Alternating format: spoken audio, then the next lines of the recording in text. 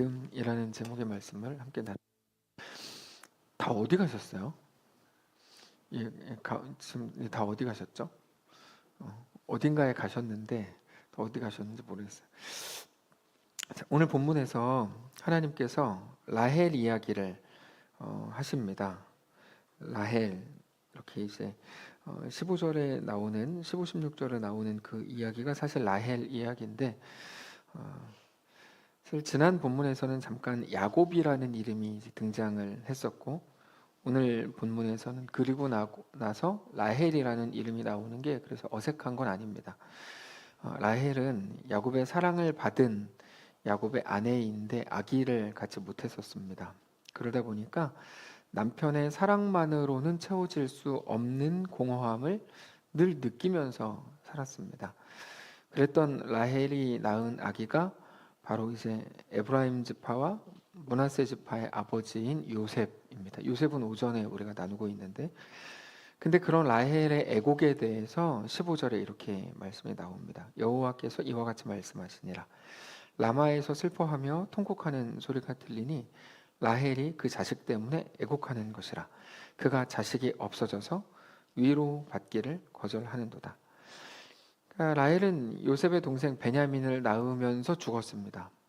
베냐민을 낳으면서 이제 라헬이 죽었는데 그리고 요셉은 우리가 잘 아는 것처럼 형들에 의해서 보디발의 집으로 팔려갔습니다. 그러니까 사실 라헬의 자식이 죽은 거는 없는 거죠. 라헬의 자식은 아직 죽진 않았죠. 다만 이 내용은 나중에 마태복음 2장에서 헤롯이 유다의 왕으로 나섰다는 동방박사들의 말을 듣고 베들레헴의 아이들을 살해하는 사건을 예언하는 내용이 이제 이 내용입니다. 근데 중요한 건 뭐냐면 왜 고통이고 왜 애통인지가 아니고 그냥 애통한다라는 자체가 이제 15절에서 중요합니다. 왜냐하면 곧바로 이어서 하나님께서 모든 슬픔을 그치게 하겠다 이렇게 말씀하시기 때문입니다. 그러니까 너가 왜 슬프다, 내가 그 슬픈 그거를 바꾸겠다 이게 아니고 그냥 그 이유는 다 달라요. 왜냐면 우리가 수준이 다르고 실력이 다 다른 것처럼 우리의 슬픔의 이유는 다 다릅니다.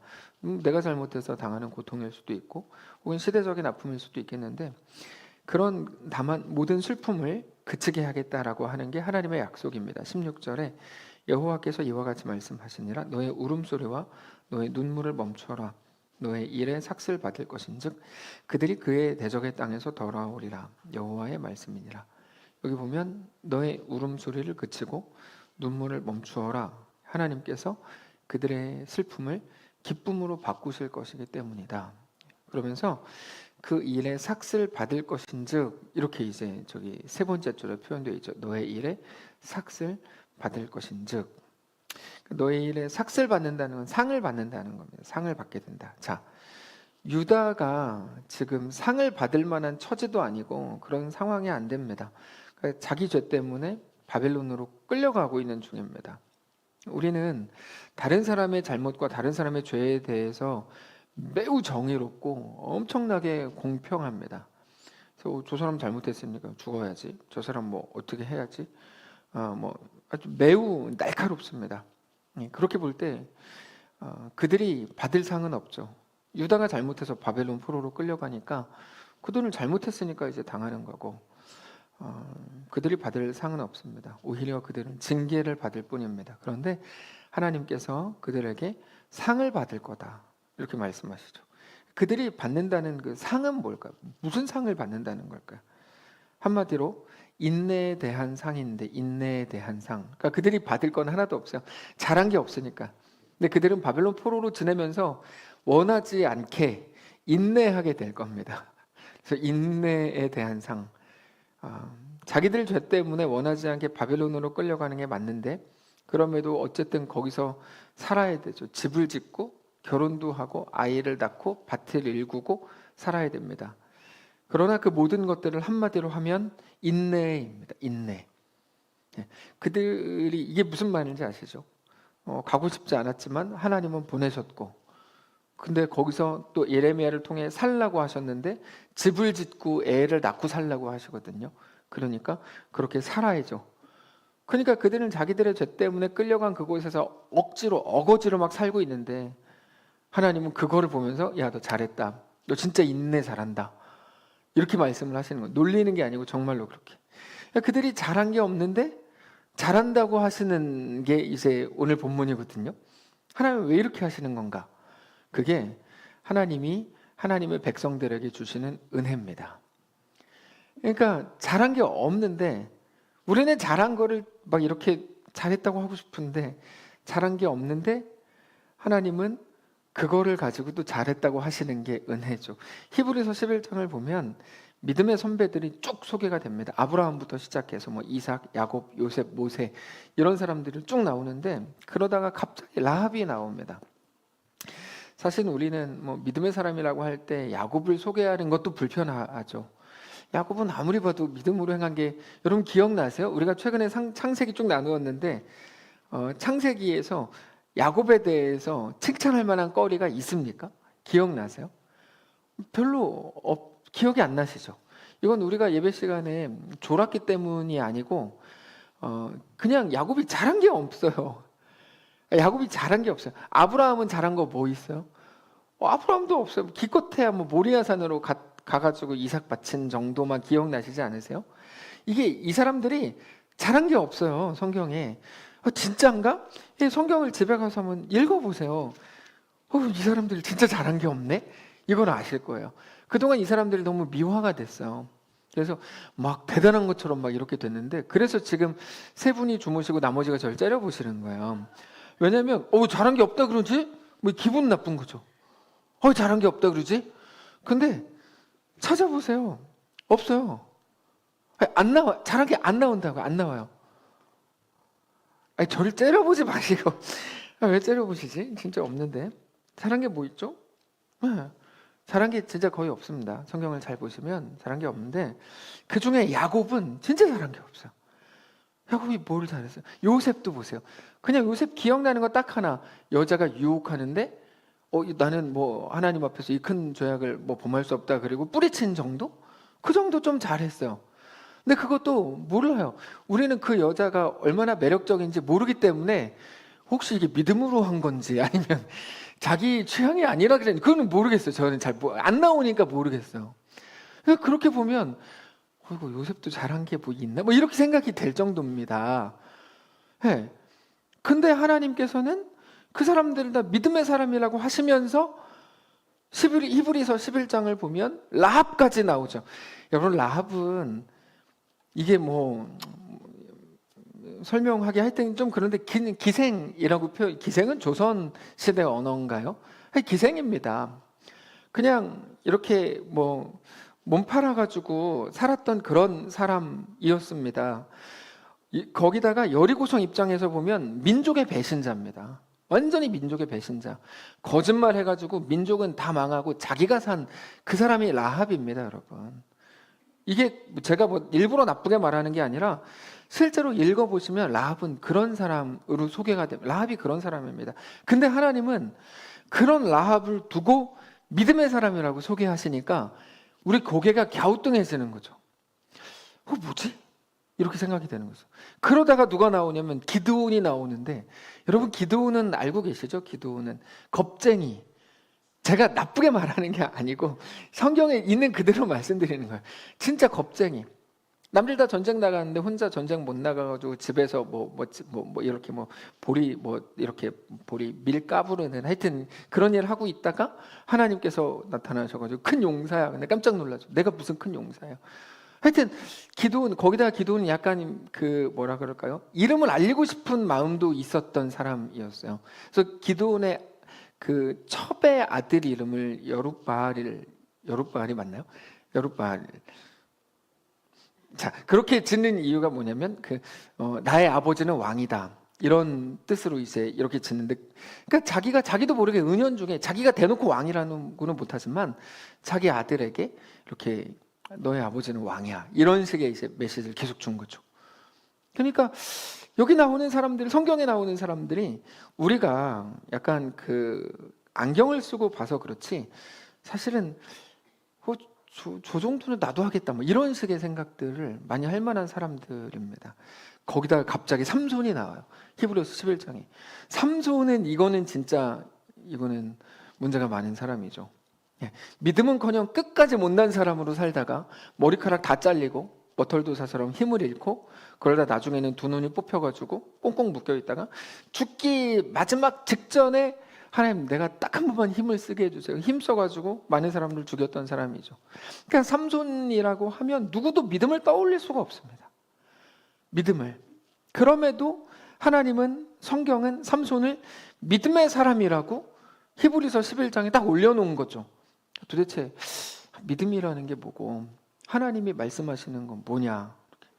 하나님이 삼손을 믿음의 사람이라고 말씀하신 포인트는 뭔가? 여러분 그거는 성경에 나오는 모든 인물을 다 마찬가지지만 삼손이 잘한 게 없습니다. 삼손이 칭찬받은 게 아니라 하나님의 놀라우심과 하나님의 위대하심에 대해서 말씀하시는 중인데 조금 더 설명을 드리면 실제로 삼손은 하나님의 이끄심에 대해서 완전히 못난이처럼 늘 거부하고 뺀질거리고 어떻게 보면 다 자기 마음대로 한 게 전부였는데 하나님은 오히려 이렇게 말씀하시는 거예요. 야, 너가 그런 사람인 거 내가 안다. 너 그 성격에 내가 이끄는 대로 따라오는 거 얼마나 힘들었냐. 너 잘했다. 너 그거 대단하다. 너 믿음이다. 이렇게 말씀하시는 게 삼손에 대한 하나님의 믿음의 평가입니다. 이게 이해가 되세요? 이 말이? 예. 이렇게 말씀하시는 거죠. 그러니까 이렇게 말씀하신다는 걸 우리가 안다면 우리도 자신감이 생기죠. 자신감이. 우리의 모든 걸음과 모든 삶에 대해서 하나님은 동일하게 말씀하실 것이기 때문입니다. 이게 오늘 본문에 나오는 유다 백성들에 대한 하나님의 평가입니다. 근데 이게 우리가 잘 아는 것처럼 우리 자녀들에 대한 우리의 평가예요. 옆에 있는 사람들은 우리 자녀들 다 이상하다 그래요. 뭐 누구 특정 뭐 최근 최한 뭐 이런 식이 아니고 그냥 우리의 자녀들을 우리가 보는 시각과 외부에서 보는 시각이 다르잖아요. 우리의 자녀들에 대해서 외부에서는 막 좀 부족하게 보고 뭔가 이상하게 또 봐요. 근데 우리는 다르게 봐요. 아니야, 얘 이거 진짜 잘한 거야. 이 정도면 훌륭한 거야. 그래서 어린 아이일수록 얘 밥 먹고 똥 잘 싸는 것만으로도 얘는 훌륭한 거야. 얘는 뭐 대단한 거 이렇게 말하는 이유가 거기 있는 거죠. 그가 그의 부모이기 때문에. 하나님께서 삼손을 왜 이렇게 말씀하실까요? 야, 네 성격에 내가 원하는 대로 따라오는 거 얼마나 힘들었냐. 너 진짜 잘했다. 너 믿음이다. 라고 말씀하신 이유가 뭘까요? 하나님이 삼손의 아버지이기 때문이에요. 그래서 오늘 우리가 이 말씀을 나누는 겁니다. 기드온은 용사가 아니었는데 하나님은 큰 용사라고 불러주셨고 야곱은 지렁이 같은 사람에 불과했지만 믿음의 족장으로 놀라운 사람으로 하나님이 세워주셨고 다윗도 아브라함도 욥도 노아도 다 마찬가지입니다. 그들은 하나님이 만드신 하나님의 결과물들입니다. 우리는 그들을 보면서 그들을 완성하시는 하나님으로 인해 놀라게 되는 겁니다. 그래서 우리가 가진 정의라는 개념은 기독교 신앙의 은혜라는 개념과 사실 잘 맞지가 않습니다. 예전에 최덕신 씨 이야기 많이 말씀을 드렸습니다. 그분이 왕성하게 사역을 하다가 많은 사람들에게 실망을 주는 일이 있었습니다. 그리고 한국 기독교에서 완전히 퇴출당하시피 해가지고 다 쫓겨났죠. 저작권까지도 아마 저작권료도 아무것도 못 챙긴 걸로 제가 알고 있는데 그렇게 혼자 힘을 잃고 좌절하면서 혼자 예배하는데 다 자기가 잘못했고 누구를 원망하겠어요? 근데 그때 하나님께서 그의 마음에 나는 너한테 실망 안 했다. 야, 내가 너한테 속은 적 없다. 사람들은 속았겠지. 근데 내가 너를 지었고 내가 너의 아버지고 내가 네가 어떤 인간인지 다 아는데 내가 너한테 실망을 왜 하냐. 이렇게 말씀을 하시는데 그 한마디 음성이 그 사람에게 그렇게 큰 위로가 되고 힘이 됐다는 거예요. 저는 이 최덕신 씨 이야기를 정말 계속 자주 생각해요. 근데 이 얘기를 들을 때마다 사실 제가 자주 듣는 소리가 최덕신 씨 이야기 너무 불편해요. 이런 말 많이 듣습니다. 성도들에게. 그러니까 불편한 거예요. 그분들은 아무리 생각해도 너무 큰 죄인이고 그런 사람이 받아들여졌다는 거에 대해서 우리 스스로 인정하고 싶지 않은 거죠. 그럼 둘째 돌아온 탕자에 대해서도 우리가 잘 알고 있잖아요. 그 아이는 집을 나갔지만 아버지는 다시 그를 받아주셨죠. 해피엔딩으로 끝난 겁니까? 아닙니다. 그때부터 전에 하지 못했던 아들 교육을 걔는 이제 그때부터 막 죽어나는 거예요. 네, 막 훈련 받아야 되고 연습 받아야 되고. 하나님께서 최덕신 씨를 그렇게 받아주셨죠. 하나님은 그분에 대해서 너무 잘 아셨던 거야. 잘 속이고 있었던 거죠, 사실.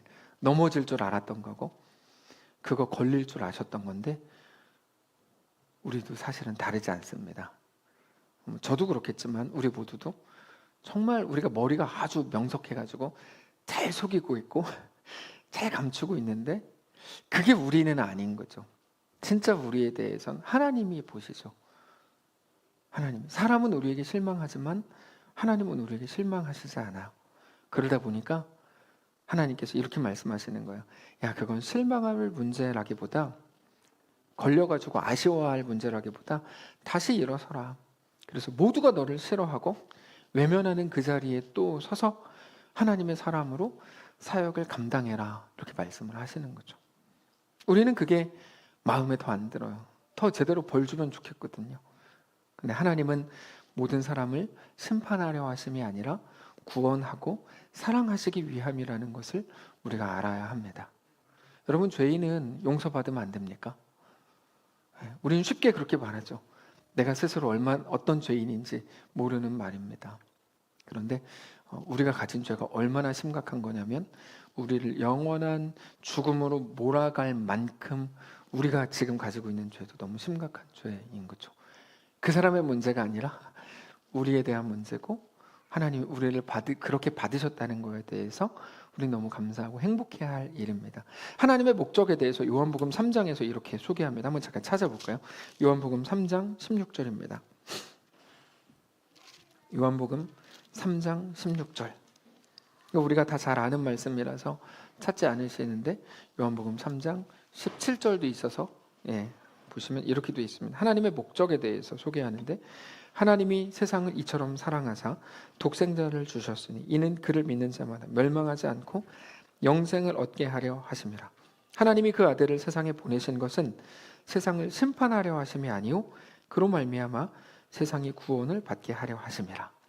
하나님의 목적이 무엇인지에 대해서 성경은 너무 명확하게 우리에게 소개합니다. 자, 이제 말씀을 정리하려고 하는데, 이스라엘은 뭐를 그렇게 잘못했습니까? 뭐를 그렇게 잘했습니까? 그들이 상을 받는다는 건 오늘 본문의 내용으로 볼 때 사실은 받아들이기 어려운 내용이고 그런 상황입니다. 예레미야를 통해서 멸망을 선포하시는 순간인데, 무슨 상을, 그들이 받을 상이 어디 있겠습니까? 그럼에도 불구하고 하나님은 그들에게 상을 말씀하십니다. 왜요? 이유는 딱 하나인데, 그들이 하나님의 백성, 하나님의 자녀이기 때문입니다. 그게 놀라운 겁니다. 하나님은 무능한 아버지가 아닙니다. 자식을 가장 온전하게, 가장 제대로 기르시는 분입니다. 그들은 분명히 자기들의 죄악으로 인해 징계를 받는 것이지만, 하나님께서는 그들이 징계를 받게 되는 모든 과정을 보면서도 애기처럼, 야, 너 진짜 잘했다, 대견하다, 이렇게 말씀하시는 게 18절입니다. 에브라임이 스스로 탄식함을 내가 분명히 들었으므로 주께서 나를 징벌하심에 멍에에 익숙하지 못한 송아지 같은 내가 징벌을 받았나이다. 주는 나의 하나님 여호와시니 나를 이끌어 돌이키소서. 그리하시면 내가 돌아오겠나이다. 내가 돌이킨 후에 뉘우쳤고 내가 교훈을 받은 후에 내 볼기를 쳤사오니 이는 어렸을 때의 치욕을 짐으로 부끄럽고 욕됨이니이다 하도다. 에브라임은 나의 사랑하는 아들, 기뻐하는 자식이 아니냐? 내가 그를 책망하며 말할 때마다 깊이 생각하노라. 그러므로 그를 위하여 내 창자가 들끓으니 내가 반드시 그를 불쌍히 여기리라. 여호와의 말씀이니라. 그들의 죄악으로 인해서 그들은 징계를 받을 것이지만, 그럼에도 불구하고 하나님께서는 에브라임은 나의 사랑하는 아들, 기뻐하는 자식이 아니냐? 내가 그를 책망할 때마다 깊이 생각하노라. 그를 위해 내 창자가 들끓는다. 내가 그를 불쌍히 여긴다. 이게 하나님 아버지의 마음입니다. 단지 냉정하게 지은 죄에 대한 대가로 죽이는 게 아니고, 고생하게 하지만 끝내 용서하고 끝내 받아주고 끝내 기다리시죠.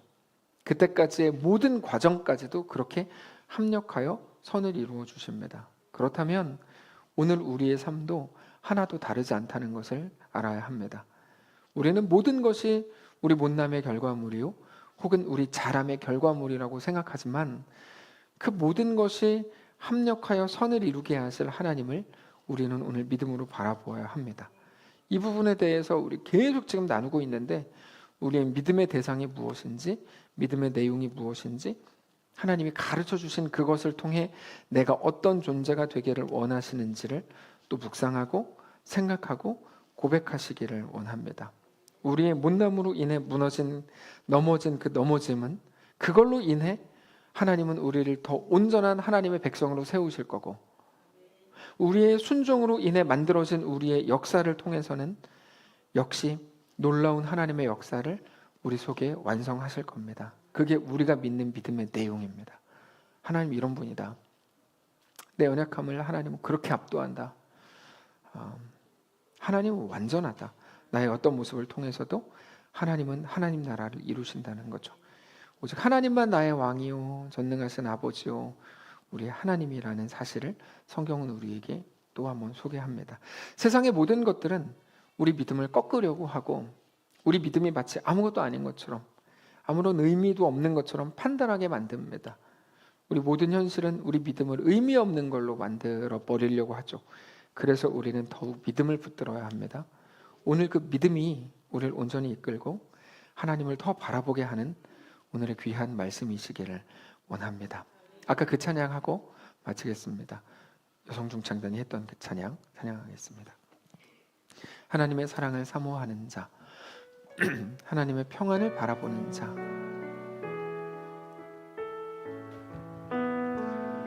하나님의 사랑을 사모하는 자, 하나님의 평안을 바라보는 자, 너의 모든 것 창조하신 우리 주님이 너를 얼마나 사랑하시는지, 하나님께 찬양과 경배하는 자, 하나님의 선하심을 닮아가는 자, 너의 모든 것 창조하신 우리 주님이 너를 자녀 삼으셨네. 하나님 사랑의 눈으로 너를 어느 때나 바라보시고, 하나님 인자한 귀로서 언제나 너에게 기울이시니, 어두움에 밝은 빛을 비춰주시고, 너의 작은 신음에도 응답하시니, 너는 어느 곳에 있든지 주를 향하고 주만 바라보. 후렴 다시 한번 합시다. 하나님 사랑의 눈으로, 하나님 사랑의 눈으로 너를 어느 때나 바라보시고, 하나님 인자한 귀로서 언제나 너에게 기울이시니, 어두움에 밝은 빛을 비춰주시고, 너의 작은 신음에도 응답하시니, 너는 어느 곳에 있든지 주를 향하고 주만 우리 눈 감고 다시 한번 고백합시다.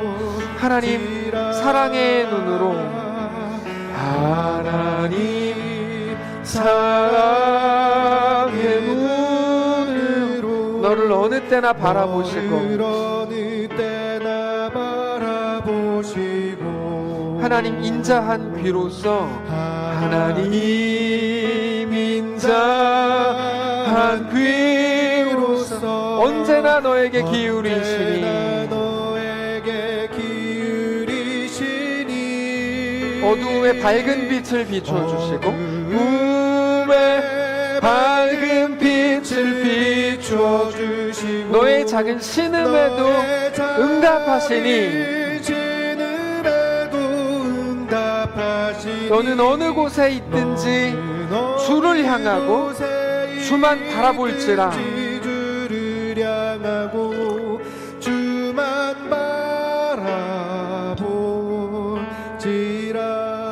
바라볼지라.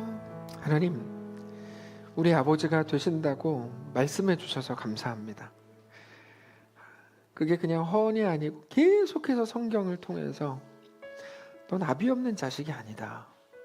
너는 사랑받지 못하는 자식이 아니다. 그래서 네가 행한 일에 대해서만 평가받고 그걸로 살거나 죽는 게 결정되는 그런 자식이 아니다.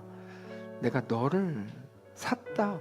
영원한 죽음에서 예수 그리스도를 십자가에 내어주어서 내가 너를 샀다. 내가 너의 영혼까지 책임진다. 또 그 자신감으로 살아라. 말씀하실 때 내 주님, 내 아버지가 누군지, 내 주인이 누군지, 나는 누군지, 내 인생은 어떤 존재이고 하나님은 나에게 무엇을 요구하시는지 아는 자로 이 땅을 살기를 원합니다. 하나님, 우리와 함께 해 주시옵소서. 늘 벌벌 떨었습니다. 내가 행한 이것이 잘못돼서 완전히 망하면 어쩌지? 근데 성경을 통해 계속 말씀하신 하나님의 음성이 어떤 건지, 심지어 삼손 같은 완전히 믿음의 사람도 아닌데 그 사람에게조차 야, 너 진짜 고생했어. 너 잘 따라왔다. 넌 역시 내 자식이야. 내가 너를 사랑한다. 너 훌륭해. 너 믿음의 사람이야. 라고 말씀하시는 하나님이 내 아버지이신 것을 기억하고 너 넘어졌으니까 너 일어나라. 내가 너와 함께한다. 내가 너를 붙든다. 모든 사람이 너를 손가락질해도 나는 아니다. 나는 너를 잘 안다. 내가 너와 함께한다. 말씀하실 때 그 음성 앞에 우리가 온전히 엎드려 하나님을 믿음으로 바라보는 우리 모두가 되게 하시옵소서. 하나님, 각자의 형편과 각자의 정황 속에서 하나님을 믿음으로 바라보며 주님을 신뢰하는 사랑하는 모든 성도들이 되게 하시옵소서.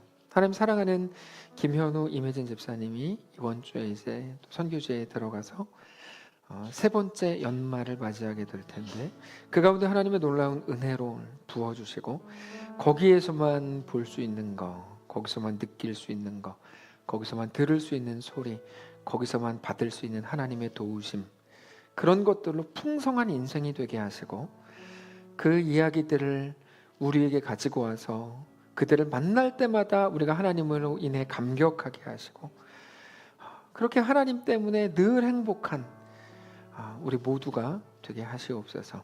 하나님, 그리고 사랑하는 자녀들을 보면서 믿음으로 세워지기를 원하는데 이렇게 한탄하고 마음으로 바라고 있을 많은 성도들과 부모들이 있는 줄 압니다. 특별히 이번 주에 수능을 보게 되는데 그 아이들이 가장 젊을 때, 가장 싱싱할 때 하나님 앞에 온전히 엎드리게 하시고 온전한 하나님의 백성이 되게 하시고 그렇게 자기의 어떤 젊음보다 하나님을 사랑하는 게 가장 가치 있는 것을 깨닫고 우리 주님과 믿음으로 동행하는 사랑하는 모든 자녀들, 아이들 될 수 있도록 역사해 주시옵소서. 아이들에게 비전을 주시고 꿈을 주시고 하나님 나라를 향하여 걸을 용기와 담대함을 허락해 주시고 그렇게 주님과 믿음으로 동행하는 사랑하는 그 아이들이 되게 하시옵소서. 이번 한 주 우리에게 허락하셨으니 잘 감당하며 또 믿음으로 주님과 행복하게 동행하다가 다음 주를 추수감사주를 행복하게 만나게 하시옵소서. 우리 주인 되신 살아계신 우리 주 예수님의 이름으로 기도합니다. 아멘. 이제는 우리 구주 예수 그리스도의 은혜와 하나님 아버지의 다함 없는 사랑과 성령의 교통인도 역사 위로 함께 하심의 은사가 이 시간 주를 바라보며 예수 안에 허락된 그 길을 믿음으로 담대히 걷기를 소원하는 사랑하는 모든 성도들 머리머리 위에 그들의 자녀들 위에 사랑하는 교회 위에 이제로부터 영원까지 함께 계실지어다. 아멘.